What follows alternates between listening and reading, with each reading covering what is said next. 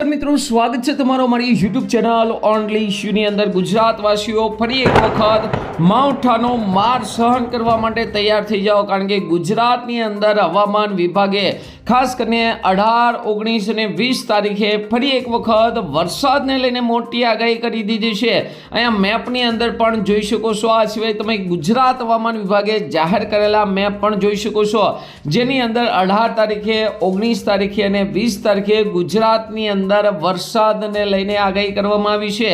આ વરસાદને કારણે ગુજરાતના મોટા ભાગની અંદર વરસાદ પડી શકે છે, સાથે મિત્રો વીજળીના કડાકા ભડાકા સાથે ગાજવીજ સાથે મિત્રો વરસાદને લઈને આગાહી કરવામાં આવી છે।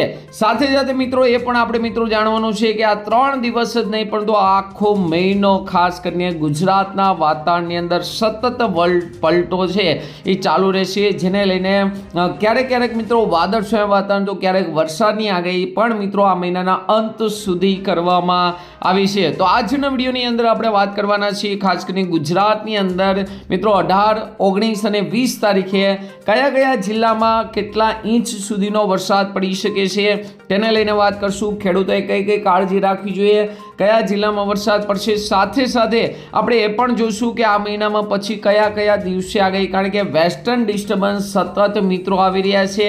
ઉપરાપરે વેસ્ટર્ન ડિસ્ટર્બન્સ આવવાને કારણે 18, 19 અને 20 તારીખે તો આગાહી છે, ત્યાર પછીના દિવસોમાં પણ વરસાદ પડશે।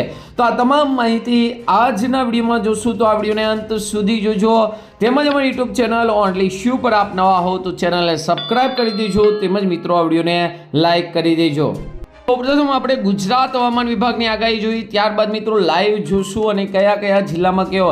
તો અહીંયા તમે જોઈ શકો ગુજરાત હવામાન વિભાગની હંમેશા આગાહી સાચી હોય છે અને એ પ્રમાણે જોઈ શકો છો મિત્રો। ખાસ કરીને 18/3/2024નો આ મેપ છે, જેની અંદર કચ્છ, દ્વારકા, જામનગર, મોરબી, પાટણ, બનાસકાંઠા અને સાબરકાંઠાની અંદર છૂટાછવાયા સ્થળોએ ગાજવીજ સાથે હળવોથી મધ્યમ વરસાદની આગાહી 18 તારીખના છે। અને મિત્રો 19 તારીખનું ચિત્ર તમે અહીંયા તારીખ સાથે જોઈ શકો છો, કંઈક અલગ જ છે। કચ્છની અંદર જોરદાર વરસાદ આ સિવાય સુરેન્દ્રનગર, મોરબી, રાજકોટ, બોટાદ, અમરેલી, ભાવનગર, ગીર સોમનાથ, જુનાગઢ, જામનગર, દેવભૂમિ, દ્વારકા અને પોરબંદરની અંદર ઘાટો લીલો કલર છે। એનો મતલબ એમ થાય કે અમુક સ્થળોએ ગાજવીજ સાથે હળવોથી મધ્યમ વરસાદ પડશે, એટલે કે લગભગ 50% જેવા વિસ્તારમાં વરસાદ પડી શકે છે। જ્યારે બનાસકાંઠા, પાટણ, સાબરકાંઠા, ભરૂચ, વડોદરા, છોટાઉદેપુર, નર્મદા, સુરત, તાપી અને ડાંગ આ જિલ્લામાં આછો લીલો કલર છે, એટલે કે છૂટાછવાયા વિસ્તારમાં પડતું ગાજવીજ સાથે હળવોથી મધ્યમ વરસાદ પડશે। આ બાકીના વિસ્તારોમાં પણ એમ નહીં સમજવાનું ત્યાં વરસાદ નહીં આવે। આમ સમગ્ર ગુજરાતની અંદર વરસાદની આગાહી છે 20 તારીખે તમે જોઈ શકો કચ્છ, બનાસકાંઠા, સાબરકાંઠા, અરવલ્લી, મહીસાગર અને દાહોદ જિલ્લાની અંદર વરસાદને લઈને આગાહી છે।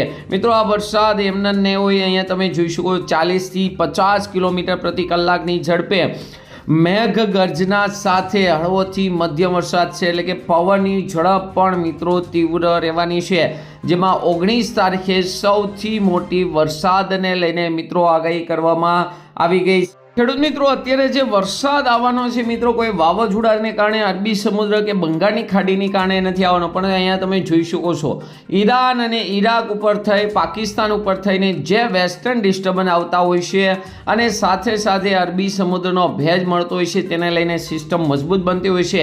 આને કારણે મિત્રો આ ભેજ આવવાને કારણે ગુજરાતની ઉપર મિત્રો ખાસ કરીને વરસાદ જોવા મળશે।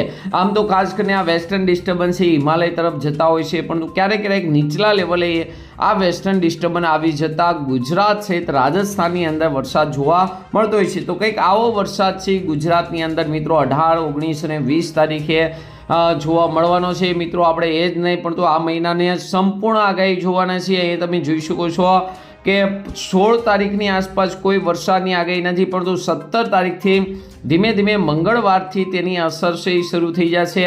વાતાવરણની અંદર પલટો આવશે, તાપમાનની અંદર ઘટાડો થશે, ઠંડુ વાતાવરણ છે એ બપોર પછી થઈ જશે। સૂર્યનો કિરણો બપોરે થોડુંક તાપમાન હશે, પરંતુ રાત્રે અને વહેલી સવારે ઠંડક જોવા મળશે અને 18 તારીખથી આ વાદળોનું પ્રમાણ વધી જશે અને 18 તારીખે વહેલી સવારથી જ મિત્રો વરસાદ છે જોવા મળી શકે છે। સૌથી વધુ વરસાદ છે એ ખાસ કરીને કચ્છ જિલ્લાની અંદર જોવા મળી શકે છે। કચ્છ જિલ્લાની અંદર 3 દિવસ વરસાદને લઈને આગાહી છે. અહીંયા તમે જોઈ શકો છો રાજસ્થાન સહિત મિત્રો કચ્છની અંદર વધારે, આ સિવાય દ્વારકા છે, પોરબંદર છે, અમરેલી, ભાવનગર છે, તો એના વિસ્તારમાં પણ 18 તારીખે વરસાદની આગાહી છે.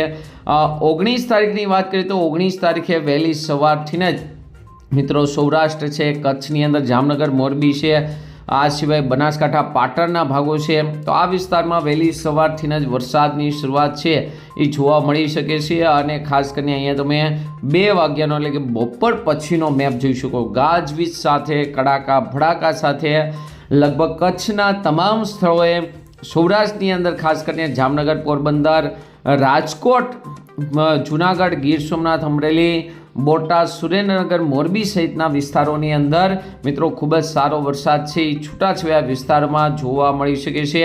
અને તમે જોઈ શકો છો ત્યારબાદ આ સિસ્ટમ છે થોડીક આગળ વધી અને અહીંયા તમે જોઈ શકો ઉત્તર ગુજરાતની અંદર, મધ્ય ગુજરાતના અમદાવાદ સહિતના ભાગોની અંદર પણ વરસાદની તીવ્રતા જોવા મળી રહી છે.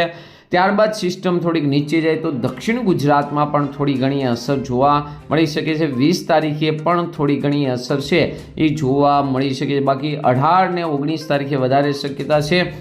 20 તારીખે પણ વરસાદની શક્યતા છે. ત્યારબાદ મિત્રો આપણે વાત કરીએ કે આટલી જ નહીં, ફરી 21 તારીખે થોડુંક છે વાતાવરણની અંદર ફરી પાછો ભેજ અને વાદળછાયા વાતાવરણ જોવા મળી શકે છે. 22 તારીખનો મેપ અહીંયા તમે જોઈશું. 22 તારીખે ફરી એક વખત વેસ્ટર્ન ડિસ્ટર્બન્સ છે એ આવી રહ્યા છે અને તેને લઈને ગુજરાતમાં ક્યાંક ક્યાંક ફરી પાછો છાંટાછૂટી થાય તેવી પણ શક્યતા છે એ જોવા મળી રહી છે. એ તમે જોઈ શકો છો 23 તારીખની આસપાસ ઈરાન અને ખાસ કરીને જે અત્યારે ખાડીની વાત થઈ રહી છે ત્યાંથી પેટ્રોલ અટક્યું છે એ વિસ્તારમાંથી તમે જોઈ શકો છો કે એક જોરદાર વેસ્ટર્ન ડિસ્ટર્બન્સ છે ફરી પાછું છે એ ભારત તરફ આવી રહ્યું છે. તો 24 તારીખથી સિસ્ટમની અસર છે જોવા મળે, જેને લઈને વાદળછાયું વાતાવરણ છે, કહડા છે, ધુમ્મસમય વાતાવરણ છે એ જોવા મળે અને આની અસર છે એ સતત રહે. અને જેમાં 26 તારીખની આસપાસ, 25-26 તારીખની આસપાસ છે એ વરસાદ જોવા મળે તેવી પણ શક્યતા જોવા મળી રહી છે. એટલે કે આ મહિનાના અંત સુધી આપણે વાત જોઈ લેવી. અહીંયા 27 તારીખનો મેપ પણ જોઈશું. 27 તારીખે પણ સૌરાષ્ટ્ર, કચ્છ સહિતના ભાગોની અંદર વરસાદને લઈને આગાહી છે. તો 28 તારીખનો મેપ પણ જોઈ શકો છો. 28 તારીખે પણ વરસાદને લઈને આગાહી છે. તો આ મહિનો છે એ ખાસ કરીને માર્ચ એન્ડિંગ અને માર્ચ એન્ડિંગ સુધી મિત્રો ખાસ કરીને ગુજરાતના વાતાવરણમાં પલટો આવશે. સૌથી મોટું ટેન્શન છે ખેડૂતોને, ખાસ કરીને હાલ મિત્રો શિયાળુ પાક ખાસ કરીને સિઝન ઉપર છે અને આવા સમયે કેટલાક જગ્યાએ પાક તૈયાર થઈ ગયો હોય, લેવાની મુશ્કેલી હોય, ત્યારે આવા સમયે જો ખાસ કરીને વરસાદ થાય તો મોટું નુકસાન પણ મિત્રો થઈ શકે છે. તો આજના વિડીયોમાં મિત્રો આટલું જ. વરસાદને લઈને કેવી શક્યતા છે જરૂરથી લઈને કોમેન્ટ કરજો. આજના વિડીયોમાં આટલું જ. અસ્તુ. જય હિન્દ, જય ભારત.